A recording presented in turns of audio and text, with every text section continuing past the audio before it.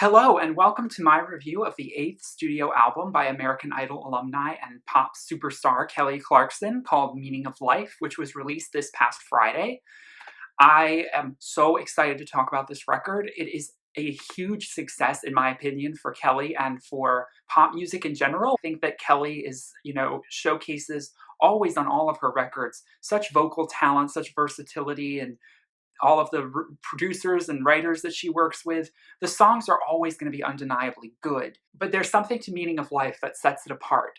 The fact that she is now freed from her American Idol contract that she signed back in 2002, almost 14 years later, I think it was last year, she finally was able to part ways with RCA, the record company, and switch labels to Atlantic, where she really has finally found, I think, a much happier marriage in terms of her record label and the way she's been able to actually focus and craft her sound. She's had a lot of problems in the past with fighting for certain singles, fighting for a song or her image to be a certain way.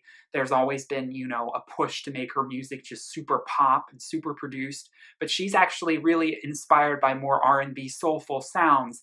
And so this album showcases that, and it is a real return to form for her that I think is much needed in terms of the breadth of her career kind of coming full circle. She's been 15 years in the spotlight and has created now 8 albums, if you include this one, which are really, some of them are better than others in my opinion, but they're always going to be huge classics in pop's history, I think, and defining what pop music is.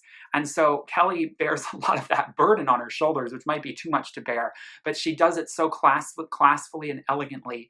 And she's always someone to look up to and admire. She's a very down-to-earth, sweet, caring person, and yet she's fierce and bold and strong and showcases her vulnerability in her sounds and her records.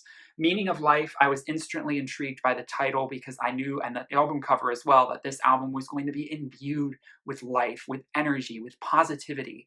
And that's what this album is. The lead single, A Minute, which is just a small little intro, sets the mood and the vibe for the album. It gives you more of that soulful swing that you can sense is automatically a departure from Piece by Piece, her last album, and then dives right into the opener, which was the lead single, Love So Soft. I've already filmed a review of this song when it came out, which I'll link in the description, so I won't talk about it too long in this review, but I will just say that this song really grabbed my attention when it came out. I love the production of it as well. I like that it's modern and then old school at the same time. I like that the chorus is very produced, but then the intro is just like her being really soulful and crooning, and her voice is really clear, and it doesn't feel too produced in that sense. So only in the chorus does it get like all that production build up. And then it really is a fun, danceable tune. The music video is sassy and fierce and colorful. It's all the right things that I think makes a pop song really identifiable, but also really memorable. The next song, called Heat, really turns up the energy even more. This song is a song I could definitely see being a single from this album, another huge radio hit. It's actually not my favorite song on this record, just because I do feel like sometimes these really upbeat, repetitive songs that definitely feel like they were catered to pop radio can get a little bit repetitive, and I do find the beat in the background a little bit repetitive after further listens, and it definitely has that high octane energy. She's asking for heat. She's asking for the relationship to get interesting again. She's not getting anything back from this partner, and she wants things to build. And you can tell there's like all this pent up frustration in the delivery. The next song, which is the title track on this album, Meaning of Life, is actually, I found out, a song that was actually written for her last album, Piece by Piece, but ended up not making the record because she didn't feel as though the song would fit on that album, or that it would get overlooked by other songs. She wanted to save it for something a little bit more special. And so she actually crafted this new album around this one song and decided to name the album after it. And I think that was a smart decision, because this song kind of does carry the broad theme of this record. It does kind of take the scope out beyond just a relationship, and it kind of makes you think, who she's talking about that showed her the meaning of life? Is it a relationship, or is it someone that she knows that was just really impactful to her, or something she learned about herself? All of these things come together in this just very empowering message but also very urgent. The pounding background percussion is so strong and powerful. It really overcomes you. And her voice has always been so beautifully balanced with hardcore production. One thing I didn't like so much on Piece by Piece, her last album, was the production was so overdone. I felt like the sounds were just all over the place sometimes, and I felt like Kelly was doing her best, but she didn't really have a lot to go on in terms of the background. And although she has such a strong voice that will always stand out above production, it's not like her voice ever gets swallowed by it. This album balances a little bit better. It doesn't feel so cacophonous. There was something in the last album in particular that I noticed about that. I had some issues with the production. This album, those kinks are worked out. And then when it does build up and get like really over the top and does get a little bit more pop, sort of electronic leaning sometimes in some of these songs, it feels a little bit more structured, and it feels like you can actually hear her voice distinctly enough to set it apart. And when she reaches those really high notes and then it spaces out sometimes with the atmospheric effect, it's really powerful. It's really cathartic, like listening to it. So I'm really glad that the song actually feels so full of overcoming, full of hope and, moving forward. It's a song you can't help but listen to and not only feel elated and excited about life, but, just energized and motivated in all the right ways, like it hit all those marks perfectly. The one sort of ballad song on this album would be Move You, which is a much more sort of sultry, smooth R&B, soulful track. More soulful, not necessarily R&B.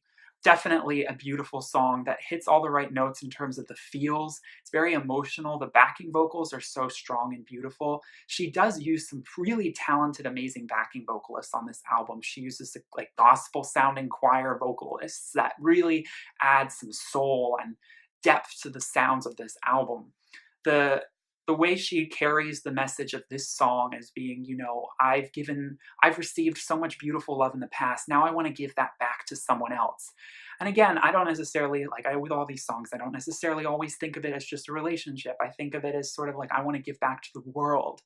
I want to give back to someone who inspired me, and there's really a sense of caring, of compassion that's worked into the song that is very strong and very appealing. And Kelly always soars on ballads, so mixing that with a soulful flair, it was always going to work. It was not. There's no way this could be a bad thing. When I heard that the album was going to sound like this, I was just like, this is what Kelly was born to make. This is the kind of music that she loves. And speaking of soul and speaking of sass and flair, the next track, Whole Lotta Woman, is definitely the most brazen, unapologetic, fun pop, but very soulful pop song on this record that I find so adorably catchy and wonderful to sing along to and dance. Obviously, the message is so empowering. It's talking about I view it as like embracing, your body and your image and making sure that people know that women are not defined by that, and they also are powerful and more strength to them if they can be confident in their bodies. Confidence. She says, I'm a strong, badass chick, a classic confident. Yeah. And she does declare herself a boss with voice. I kind of like Kelly kind of coming into her own and maturing in this sort of confidence that you see the likes of Beyonce and other singers in pop embrace very easily. But, Kelly's a humble person. She's not going to brag about herself. She's not that kind of person. She's not like a rapper. They tend to do that all the time. But I like that in this song, she's kind of getting a little bit more comfortable with just being comfortable in her confidence. And, she's received a lot of flack, for after she had 2 kids, she's not going to look paper thin anymore. And who wants to look like that anymore? That's just so fake. And so she's, telling the haters as well, I'm a boss, you can't knock me down. Your words aren't going to affect me. And, I get what I want, and I'm proud of my roots. She references Texas, where she's from. She says, I reside in Tennessee, but you can't take the Texas out of me. It's a very fun line. So everything about this, it's not country, but it does have a country aesthetic in terms of, she does mention grits and a pot full of soup and mama, hey mama, you're country boy. It's got all those lyrics in there, but it's definitely a soulful tune. The likes of, Aretha Franklin, Tina Turner. It's got all of that sort of bold diva aesthetic that I love seeing Kelly sort of embody and pay homage and respect to.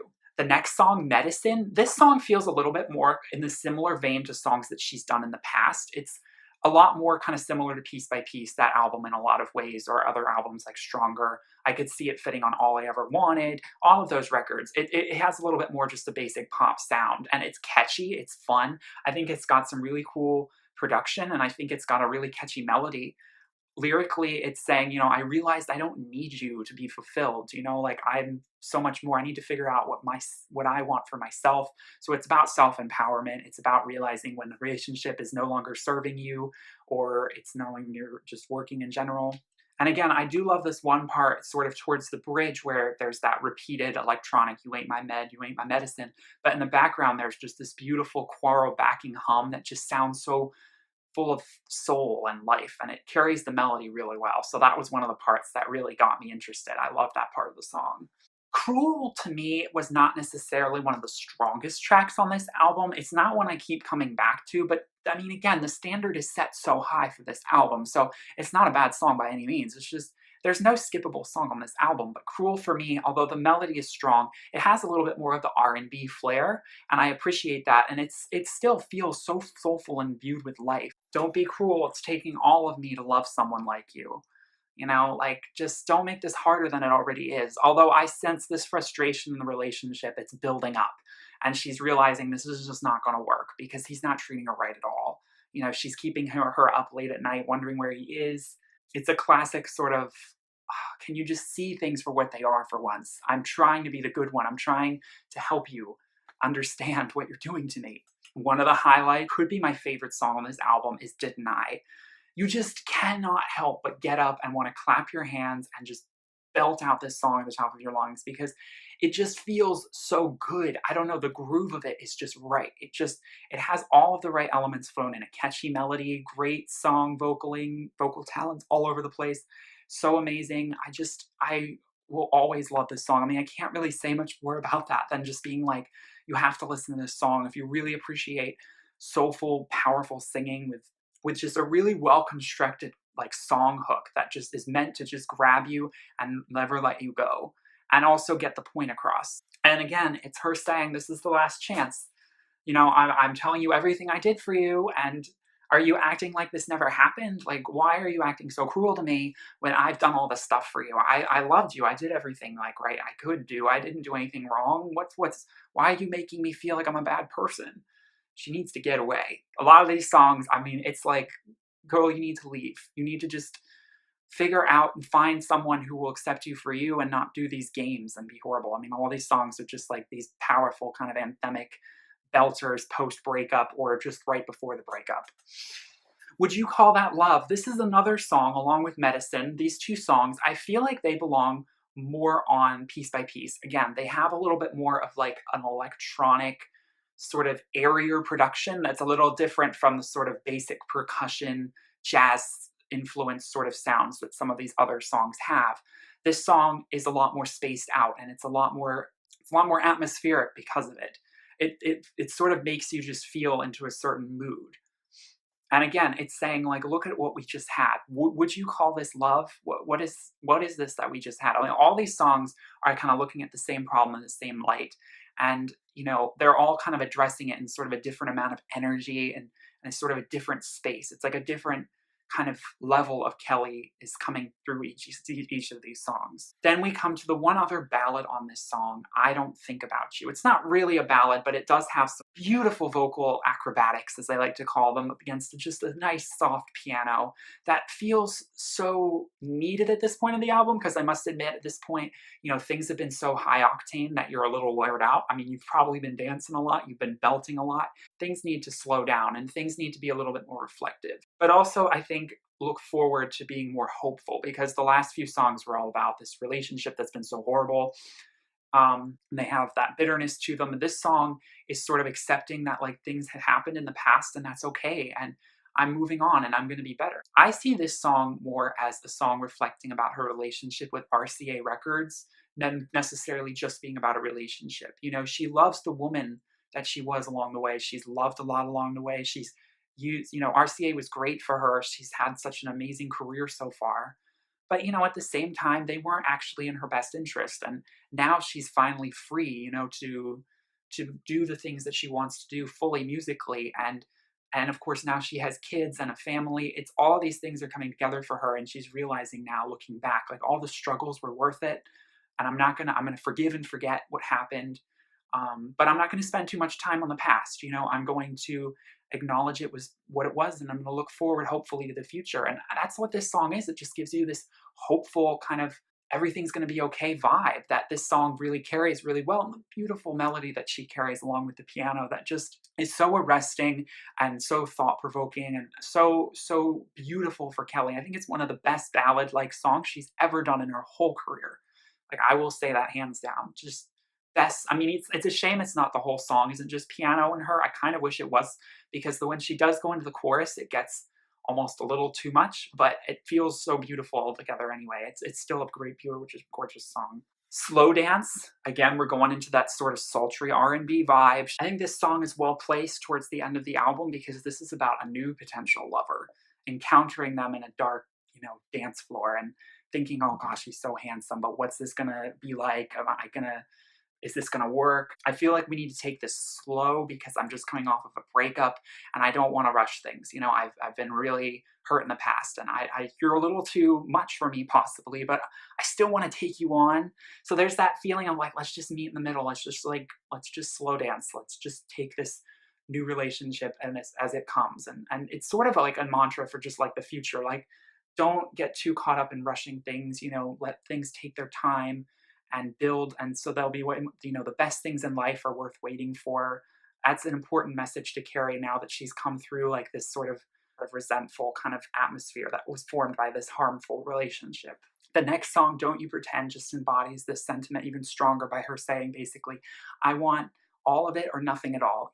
Don't play games with me. Tell me the truth. Make sure you're honest. Make sure you're open. I want to make sure that I don't get hurt again like the same way. We just need to be on the same page. And I will go all in if you want to as well. So the final song that I really love, but again, it feels so different from the rest of the album because this song kind of shifts the direction of the sound. This gets very more electronic dance in its sound and production is Go High. Now, obviously, when you listen to these lyrics, you come to the realization she's using that phrase of Michelle Obama, when they go low, we go high. She's embodying that and saying, when this person goes low, I'm going to go high. I'm going to be on the high road. But it's exhausting. It's difficult to always be on the high road. So there's a little bit of frustration in it, but there's this like overcoming feeling of triumphal, like I stayed on the high road. This feels so good. We all need to like remind ourselves a little bit that it's not always easy to take the high road, but it's always the most important thing. And, especially given the climate right now, this song is so important. I can tell obviously where Kelly was inspired from it. It is a universal message though, whether you take it from that source or not. This is something that's so important, but the atmosphere of this song is very different in tone. It's not what I was expecting. It has that bass to it, which is a lot different from any of the other songs in the album. None of the other songs have a bass sound, except for Love So Soft has a little bit of that. But this has a little bit more of a, I don't dare and say hip hop sound, but the production is geared in a completely different direction from the rest of the production of the album. And her voice is actually altered. So it's like one of the few times where she uses auto-tune. And of course, Kelly doesn't obviously need it. So when she does do it, it's more just like artistic license, which I think she's definitely allowed to do. I mean, she's proved through 14 songs already that she can sing. Let the girl do some fun vocal stuff. Like, that's fine. So it actually ends with her kind of turning her voice into this robotic, high-pitched, sound as she sings We Go High, at the very end. And that sort of ends the album with that just sort of manic, sort of energetic electronic fusion, which again was not what I was necessarily thinking this album was going to end like, because, the whole rest of the album was just sort of this more like soulful, a little bit more classically leaning sound that the rest of the album, this song feels like it would fit a lot more on, again, Piece by Piece. There's sort of like a sister song to this song called Take You High on the album Piece by Piece, which I always fell in love with, but I always thought, wow, this is so different for Kelly. She does the same thing in that song. When she says, I'll take you high, she pitches her voice and makes it turn into this sort of electronic, instrumentation, which you see in a lot more kind of like EDM music, think the Chainsmokers and like Major Lazer. The Go High feels a little bit more like a Major Lazer song. It's just different, but it shows versatility. I think it does show that Kelly is still not always going to want to be defined by one genre. I mean, she's still pop. She makes sure she classifies this album as pop, but it's just more soulful pop. And I think that this pop is a little bit more than what pop was on her previous records. I feel like some of the pop that she's made in the past, especially from Piece by Piece, wasn't elevated to a level it could have been. It was playing it a little safe. This album doesn't necessarily play it safe, but it pays off so well because she kind of takes it to the next level. She just ups the ante. She showcases her vocals more. She strips the production back, makes it a little bit more intriguing. She crafts even more catchy melodies. All of this comes together really beautifully, and I dare say this album has to get some Grammy recognition. It's too late for it to be nominated for the 2018 Grammys, but 2019, this album has to get something. Pop vocal album nomination, I would say. It's a shame though, because it's going to be so back in people's minds by next, 2019 and the Grammys. People are going to forget about this album. That's the trouble with October, November releases. They don't get to be in the Grammys for the following year. They have to be done the following year. And they get kind of, unless they're, big, big, big artists. But she is a little bit underrated in terms of radio hits and sales and all of those things. So she's doing pretty well. She's not going anywhere. She's a force to be reckoned with. She's just showing all of her different flavors and all the different music she loves. This album's inspired by music she loved to listen to as a kid, and you just can tell she feels so much happier where she is now in her career. I would definitely recommend this a listen. Again, I would say this is definitely one of the best pop albums of 2017. This album definitely rises to the occasion as one of the more memorable ones. And along the likes of like Demi Lovato's album, some others, this is carrying a lot more kind of purposeful, kind of soulful pop music than instead of like derivative stuff that we've heard a million times before, just being recycled over and over again. So I'm really proud of Kelly for this album. Let me know in the comments what you think, and I definitely hope to see this album get some sort of recognition because it really deserves it. Thanks for watching. Have a wonderful day. Bye.